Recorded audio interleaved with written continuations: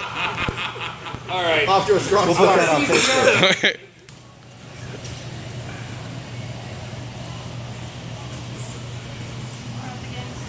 Good morning, everyone. Today I would like to begin my speech with a quote. Let every nation know, whether it wishes us well or ill, that we will pay any price, bear any burden, meet any hardship, support any friend, oppose any foe, and assure the survival and success of liberty. That speech was delivered by one of the greatest presidents this nation has known, John F. Kennedy. He was honoring the men and women who have served our country on one of our greatest national holidays, Veterans Day. Today we're going to explore how Veterans Day became about, who celebrates it, the difference between Veterans Day and Memorial Day, and most of all, what Veterans Day means to us as Americans. World War I began on 28 July 1914. One by one, most of the countries in Europe were sucked into the Great War. Finally, in April 1917, the United States joined the war, finally tipping the scale towards Allied victory. By the end of the war, over 37 million people, including civilians and military from all the various countries, had lost their life, making World War I one of the bloodiest wars in world history. It has been referred to as the war to end all wars. Unfortunately, this turned out not to be the case, because as we all know, World War II happened a few years after, most of which was brought on by the Treaty of Versailles, which was actually meant to bring about lasting peace, but it didn't. Veterans Day was originally called Armistice Day. It signified the exact time when the Axis and the Allies declared peace and the ending of World War I. It took place at 11 o'clock in the morning, which is the 11th hour of the 11th day of the 11th month. Even though the document was signed and fighting stopped on the Western Front, small groups of fighting continued in other areas for several days afterwards. On November 11th, 1919, President Woodrow Wilson announced the first celebration of Armistice Day.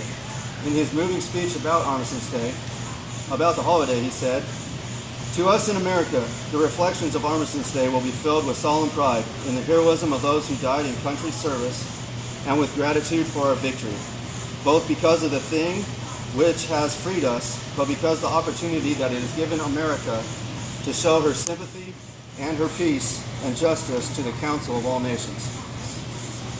Around the world, many countries were also celebrating in their respective ways, most by holding 2 minutes of silence out of respect for the dead, but also included services at churches, toasts, and also many parades. An interesting side note is that Netherlands, Denmark, and Norway do not celebrate Veterans Day, and that is because they didn't take part in World War I. Almost all federal and state employees are off on Veterans Day. However, not everyone is able to have the day off. A Society for Human Resource Management poll in 2010 found that only 21% of employers plan to observe the holiday in 2015 and gave the day off to their employees.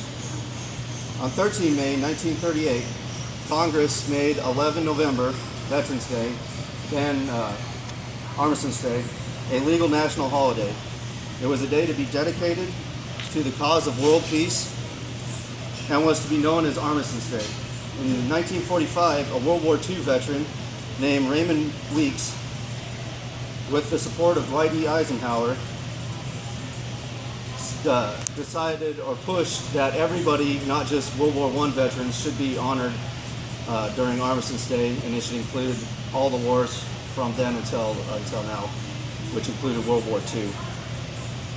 For 8 years, Raymond held Veterans Day celebrations unofficially and pushed for the change.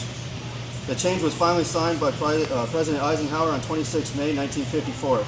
Congress finally amended the bill June 1st, 1954, replacing Armistice Day with Veterans Day as we know it today, and it has been celebrated by millions of Americans since. Some people get Veterans Day and Memorial Day confused. They wonder why we celebrate the same holiday twice.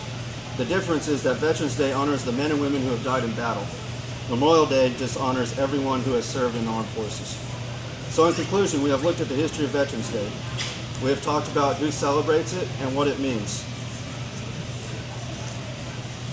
It is my hope that in understanding Armistice Day, the history behind it, and where we came from, that the next time you celebrate this American holiday, you will take a moment to reflect on the great sacrifices that many Americans have made to build the country that we have today. Thank you.